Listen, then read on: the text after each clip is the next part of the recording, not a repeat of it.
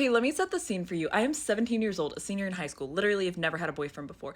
And this guy DMs me a dirty joke on Instagram. And I responded and I'm like, what does that mean? And he was like, it's a dirty joke. And I was like, oh, I don't really do dirty jokes. And he was like, well, what do you do? And I was like, I go to church. And he was like, oh my gosh, I've actually been like meaning to like start going to church again. And I was like, would you want to go to church with me sometime? And he was like, yeah. And so I was like, okay, great. Church is this Sunday. So he goes to church. And when I told him, what I had forgotten to tell him when I invited him to church was I served with the theater ministry of my church. And so like at the beginning of every service, I would like go act for the kids and then I would like come into service late. So this month I was playing a soccer player and we had to provide our own costumes. So I had like gone full out, like method acting, like I had a full like soccer uniform and I even got my own like soccer ball to like carry with me like a cool casual soccer player does.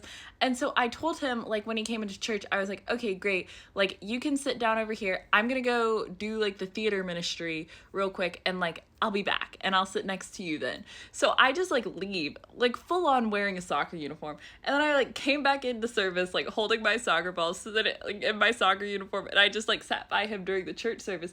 And after the church service, he was like, oh, okay, like that was great. And I was like, yeah, like, would you want to come again next Sunday? And he was like, yeah, I would. So then the next Sunday it happens again. I show him where to sit. I go play a soccer player. I come back into service wearing the exact same outfit, holding the exact same soccer ball.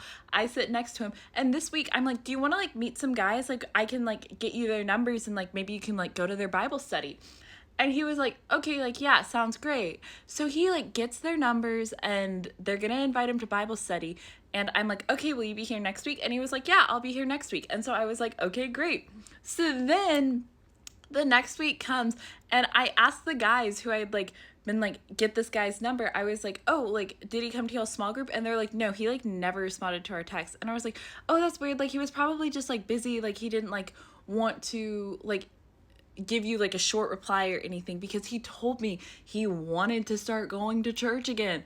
And they were like, yeah, he like wants to go to church. So anyways, this third week, I like show him where to sit.